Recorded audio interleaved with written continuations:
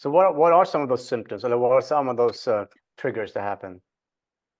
Well, let's say that you're playing underdog in a relationship and you're afraid to say too much negativity and you're repressing what you're wanting to say.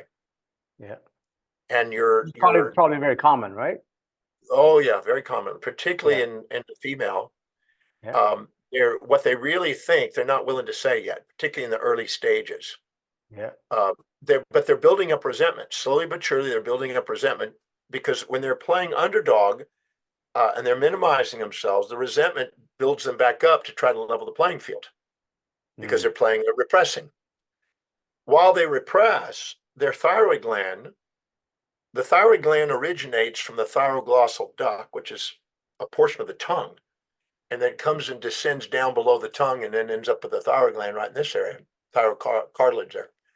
And right, what happens is the tongue is involved in speech and swallowing, and people that have low thyroid have difficulty speaking and swallowing. They get thick tongues and slow speech and dry Thick. skin and dry hair. So Wow. what happens is if you repress yourself, you repress the autonomic impact on the thyroid gland. I heard you And say so, dry. I heard you say dry ass before. Is that do you also get dry ass? well, you can get that. You can get that from the sympathetic side. That's the sympathetic side, Jay. Okay, okay. But if you repress yourself and you Uh, start to build resentment, the autonomic nervous system, the purpose of building resentment is to try to counterbalance that and get yourself back up again. The autonomic is a homeostatic mechanism trying to keep your body back in homeostasis, back into balance. mm. So we literally create symptoms to rebalance ourselves from our perception. And what's interesting is epigenetically, when you get sympathetic, sympathetics oxidize. So it creates methyl groups to go and reduce the chemistry. And when you're parasympathetic, it alkalinizes and reduces, and it creates acetyl groups that oxidize. So the body is doing what it can to bring things back into authenticity and homeostasis. Because when you're in homeostasis, you heal. And when you're in authenticity, you have the most stable long term relationships. So the physiology is creating symptoms. The thyroid gland is giving us feedback. You see people with low thyroids are repressing themselves, but you see people with high thyroids that nonstop talk, talk, talk, talk, and tactless speech. They don't worry Yeah. about it because when you're self righteous, you don't care about what their opinion is. You like to push them away because they're getting too close to you. When you're the Uh-huh. other way, you don't want them to leave, so you're afraid to speak up.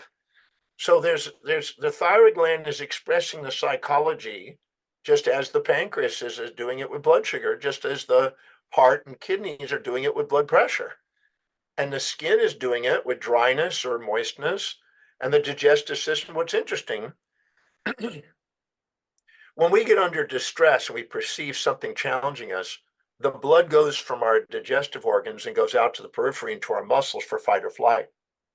But when we're under relaxation, we're with somebody that's not challenging us, but supporting us, it goes back out of the muscles and goes back into the digestive organs and reproducing organs. So that way you eat and make love and procreate and create mitosis and growth, Mm. anabolic. But when we're under stress, we go to catabolic.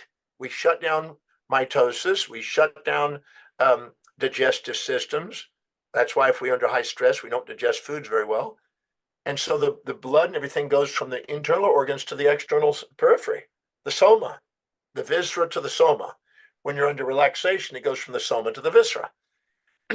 Well, inside the cell, the same thing occurs.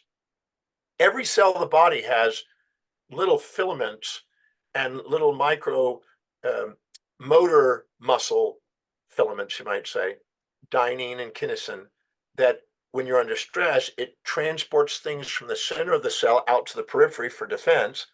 And when it's relaxed, it transports it back to the center so we can undergo mitosis and growth.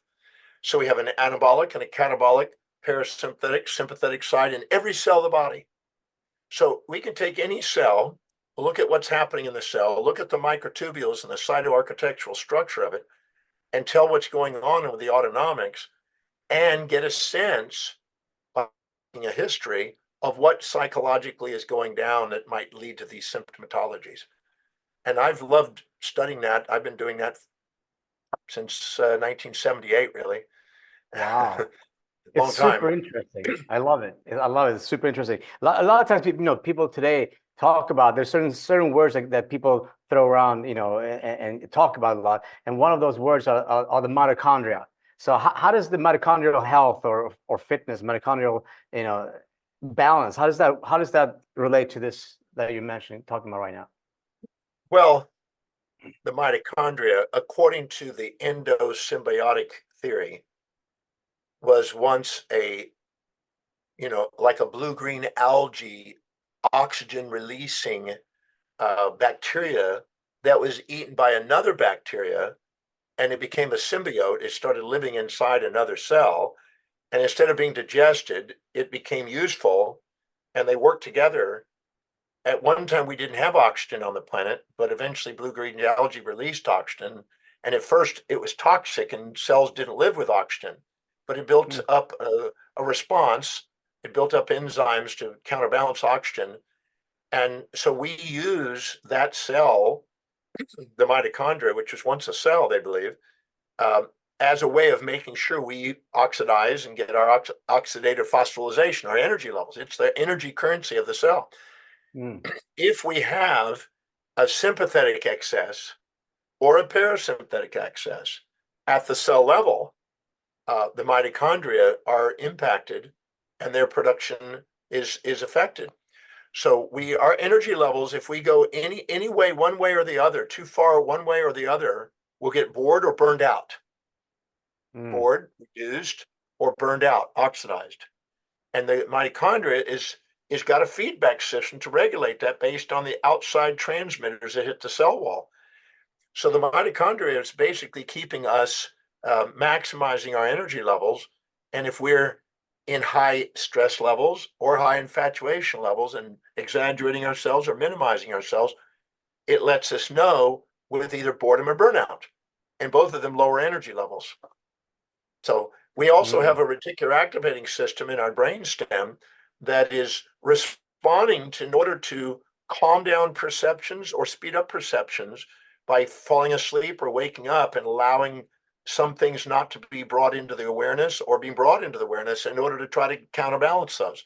So it's working with the thalamus to try to regulate our perceptions in order to maintain our energy levels homeostatically. It's amazing. The body is just absolutely amazing, interconnected homeostatic. There's thousands of interconnected homeostatic mechanisms to balance the body. Yeah, yeah. It is absolutely fascinating.